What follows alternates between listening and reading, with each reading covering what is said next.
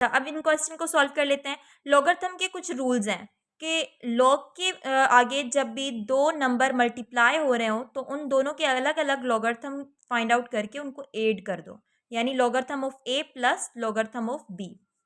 अगर यही number divide हो रहे हो, ठीक, तो फिर हम क्या करेंगे कि log of the a minus log of the b कर देंगे।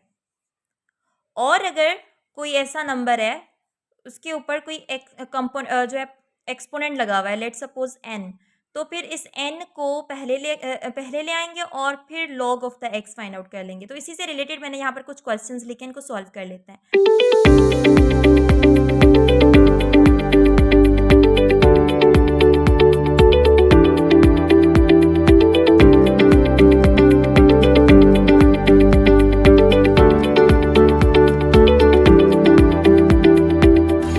अस्सलाम वालेकुम SPSC एस्पायरेंट्स, मैं हूं मुक़द्दस अब्बासी और आज हम स्टार्ट करने वाले हैं lecture 4 that is logarithm. Logarithm में इससे क्वेश्चन जो बन सकते हैं वो इसके थ्योरेटिकल बेसिस पर भी बन सकते हैं कि लॉगरिथम का जो कंसेप्ट है वो किसने इंट्रोड्यूस करवाया था, तो इट वाज अल-ख्वारिज़मी। ओके, अल-ख्वारिज़मी ने सबसे पहले हमें लॉगरिथम के अबाउट बताया था। और लॉगरिथम की दो टाइप्स हैं, इससे रिलेटेड भी क्वेश्चन बन सकता है कि दो तरह की टाइप्स होती हैं। एक होती है कॉमन लॉगरिथम, कॉमन लॉगरिथम को हम आर्टिफिशियल लॉगरिथम भी कहते हैं, और इसके डिस्कवरर के नेम के हिसाब से भी हम इसको नेम दे सकते हैं। जैसे इसके डिस्कवरर थे हेनरी ब्रिग्स, तो हम इसको ब्रिग्स लॉगरिथम भी कह सकते हैं।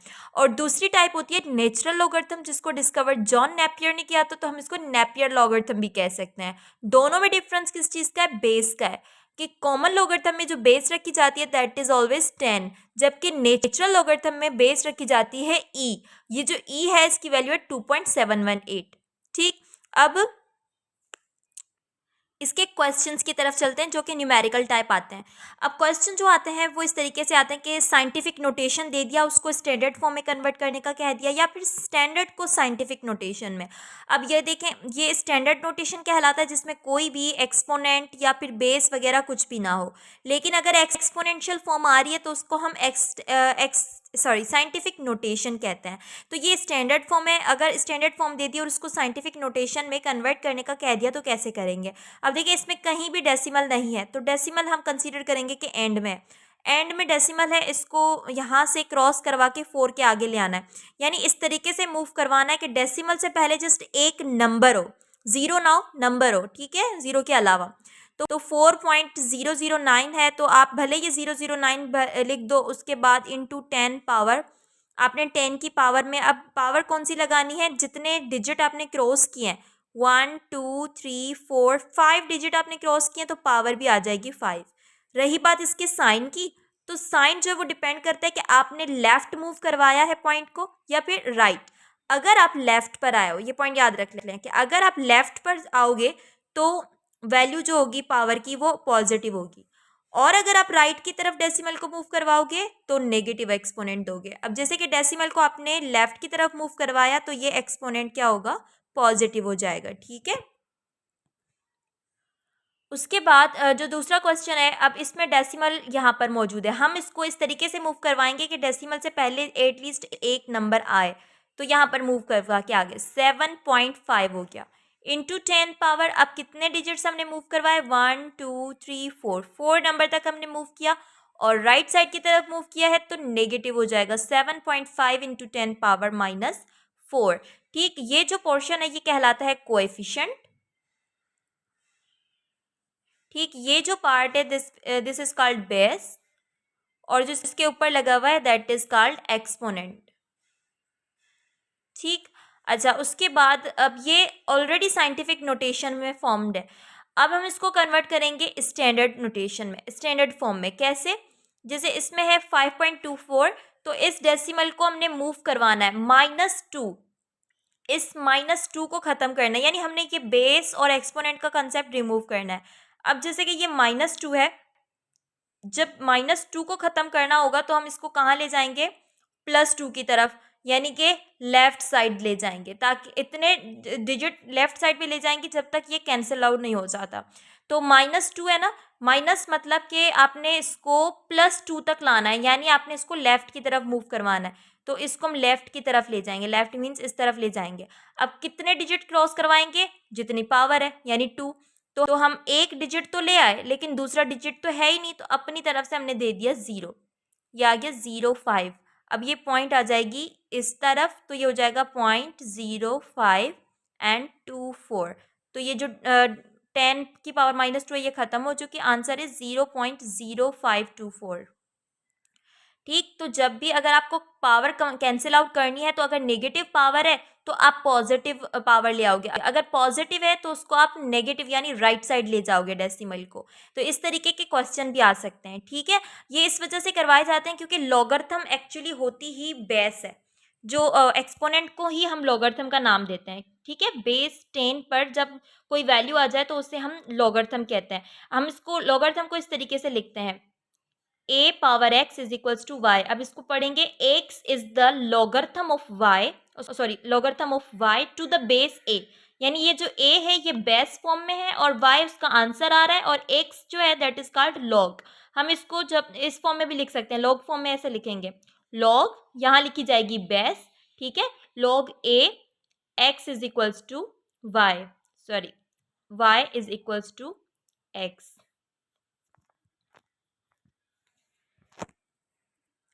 तो अब हम इसको पढ़ सकते हैं ऐसे कि x is the logarithm of y to the base a। ठीक है, यहाँ से क्वेश्चन बनते हैं, जैसे find the value of log 4 2। ठीक, अब ये इस फॉर्म में लिखा हुआ है, ठीक है, लॉगरिथमिक फॉर्म में है तो हम इसको इस फॉर्म में ले आएंगे a पावर x की फॉर्म में। तो इस तरीके से आप पहले ना a y और x की वैल्यू क्वेश्चन देख के फौरन से a y एंड x की वैल्यू फाइंड आउट कर लिया करें। अब जैसे log के बॉटम में आ रहा है 4, दैट मीन्स 4 क्या है, a है, a is equals to 4। log के बाद वाली वैल्यू क्या होती है, y होती है, तो y इज इक्वल्स टू 2। बाकी जो x की वैल्यू है वो इसमें गिवन नहीं है तो x को हमने x ही रहने देना है। अब हमने क्या करना है, इसकी वैल्यू फाइंड आउट करने के लिए लॉगरिथमिक वैल्यू को इस फॉर्म में कन्वर्ट करेंगे, a की power x is equals to y. तो a की जगह पर हम क्या रखेंगे 4, पावर क्या है x है, x तो हमें गिवन नहीं तो हमने इसको x ही रख देना है एंड y की वैल्यू तो गिवन थी 2। अब इसको सॉल्व कैसे करेंगे, देखें इसके ऊपर कोई भी पावर नहीं है, हमने 1 कंसीडर कर दिया। 4 को अगर हम 4 को इस फॉर्म में ले आओ कि जो उसकी बेस बने ना वो राइट साइड के इक्वल हो जाए, जैसे यहाँ पर 2 है ना तो हमने यहाँ पर भी 2 लाना है। तो अगर मैं 4 की जगह पर 2 लिखूँ तो फिर क्या होगा कि 2 का स्क्वायर ले लेती हूँ मैं, अगर 2 का स्क्वायर ले लूँगी तो ये अगेन 4 के इक्वल होगा, लेकिन हमें क्या चाहिए, इसकी तरह बेस जो है वो 2 ही चाहिए। ठीक है, तो 2 की पावर 2 यानी 4 आ गया और x को हमने x ही रख देना है, इज इक्वल्स टू 2 पावर 1। ठीक है, ये बेस इस बेस से हो गई कैंसिल और जो है पावर आ जाएंगी नीचे, 2x इज इक्वल्स टू 1। यहाँ से x की वैल्यू फाइंड आउट करने के लिए ये 2 इससे x से मल्टीप्लाई हो रहा है, यहाँ के डिवाइड हो जाएगा तो x इज इक्वल्स टू 1/2। मैं एक दफ़ा फिर से रिवाइज करवा देती हूँ आपको कि देखें जब भी इस तरीके का क्वेश्चन हो कि जो चीज़ हमें फाइंड करनी है ना वो पावर में चली जाए, तो हम क्या करेंगे कि दोनों साइड जो बेस है वो इक्वल कर देंगे। अगर यहाँ पर कम होती बेस, यहाँ ज़्यादा होती तो हम यहाँ की कम कर देते। ठीक है, यानी मैं इस तरीके से कह रही हूँ कि अगर इस तरीके का क्वेश्चन होता 2 की पावर x और 4 होता तो हम क्या करते कि इस 4 को 2 बना देते, क्योंकि जो ज़्यादा वाली वैल्यू है उसको हम कम बना सकते हैं। तो 2 की पावर x सेम रहती और 4 को हम कह देते 2 स्क्वायर, ताकि ये बेस आपस में कैंसिल हो सकें। ठीक है, समझ रहे हैं बात को कि हमें जस्ट इन दोनों को ना इक्वल रखना है, फिर भले वो स्क्वायर में आ जाए, क्यूब में आ जाए, कुछ भी हो जाए, लेकिन बेस जो है वो हमने इक्वल रख देनी है। ठीक है, तो इस तरीके से x की वैल्यू आ गई 1/2। अच्छा, नेक्स्ट क्या है, find the value of x if log 8 is equals to 3/2। यहाँ पर फिर से हम जो है a x एंड y की वैल्यू फाइंड आउट कर लेंगे। देखें a जो होता है वो बॉटम में होता है, लेकिन इसके बॉटम में कुछ भी नहीं है तो हमने उसको x रख दिया। y की वैल्यू जो होगी वो log के बराबर में होगी, तो y इज इक्वल्स टू 8 और ये वाली जो वैल्यू होती है वो x को रिप्रेजेंट कर रही है, तो x की वैल्यू आ गई 3/2। अब जस्ट हमने इसको इस फॉर्म में लिखना है, a x is equals to y, a की वैल्यू क्या है x, ठीक है, और x की वैल्यू क्या है 3/2 इज इक्वल्स टू y की वैल्यू क्या है 8। अब यहाँ पर जो है x की वैल्यू आ गई, x की वैल्यू फाइंड आउट करनी है, इसके पावर लगा हुआ है। अब अगर मैं 3 और 1/2 को अलग अलग कर दूं, यानी ये जो x है इस पर 3/2 लगा हुआ है, ये जो 3/2 है इसमें इसको मैं इस तरीके से भी लिख सकती हूँ कि एक्स की पावर को क्यू भी रखूँ और 1/2 के बजाय मैंने इसको अंडर रूट दे दिया तो भी ये सेम चीज़ हो जाएगी। ठीक है, अगर जब भी ये अंडर रूट कैंसिल करना होता है, देखिए मैंने आपको बताया था ना कि अगर स्क्वायर कैंसिल करना हो तो इस तरफ जो वैल्यू होती है ना उसके ऊपर हम अंडर रूट दे देते हैं, और अगर अंडर रूट कैंसिल करना है तो मैं इस तरफ स्क्वायर दे देती हूँ। ठीक है, तो x cube is equals to 8 square. 8 की स्क्वायर किसके इक्वल होगी? 64 के। तो x cube is equals to 64। अब क्यूब जो है वो फाइंड आउट के लिए क्या करेंगे? X cube is equals to square जो होता है एक्स स्क्वायर वो इस तरफ जाके स्क्वायर रूट बनाता है। अब ये क्यूब मैं इस तरफ शिफ्ट करूंगी तो ये क्यूब बनाएगा, क्यूब 64। और क्यूब रूट 64 हम कैसे फाइंड आउट कर सकते हैं? प्राइमरी फैक्टराइजेशन मेथड के थ्रू, दैट इज 64। 8 की टेबल लगा सकते, 4 की टेबल लग रही है,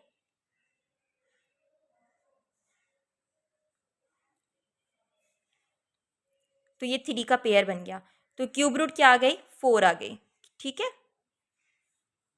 तो आंसर इज 4। आई होप कि ये आपको समझ में आया होगा। और जो इसमें क्वेश्चंस आते हैं वो कैरेक्टरिस्टिक एंड मेंटिसा के होते हैं। लेट सपोज के log 100 इज इक्वल्स टू 2.000। अब डेसिमल के लेफ्ट साइड पे जो नंबर होते हैं उसे हम कहते हैं कैरेक्टरिस्टिक, और जो राइट साइड पर होते हैं उनको हम कहते हैं मेंटिसा। कैरेक्टरिस्टिक जो होता है वो पॉजिटिव भी हो सकता है, नेगेटिव भी हो सकता है, लेकिन मेंटिसा इज ऑलवेज पॉजिटिव। ठीक, कैरेक्टरिस्टिक जो होता है ना वो हम किसी भी नंबर को देखकर बगैर उसका लॉगरिथम फाइंड आउट किए बता सकते हैं। मेंटिसा जो है ना वो बगैर लॉग टेबल के हम सॉल्व नहीं कर सकते। अब जैसे ये है find the characteristic and mantissa, अब मेंटिसा हम नहीं बता सकते क्योंकि मेंटिसा जो है वो जब हम इनके आंसर आ जाएंगे फिर ही बता सकते हैं। कैरेक्टरिस्टिक हम बगैर इनके लॉगरिथम फाइंड आउट किए बता सकते हैं। जैसे अब ये है 0.04, इसको आप कर दो कन्वर्ट साइंटिफिक नोटेशन में, तो साइंटिफिक नोटेशन में कन्वर्ट करने के लिए it will be 4 into 10 power, right side पर जा रहे हैं तो -2। जो इनका डेसिमल एक्सपोनेंट है वही इनका कैरेक्टरिस्टिक होता है, दैट मीन्स 2।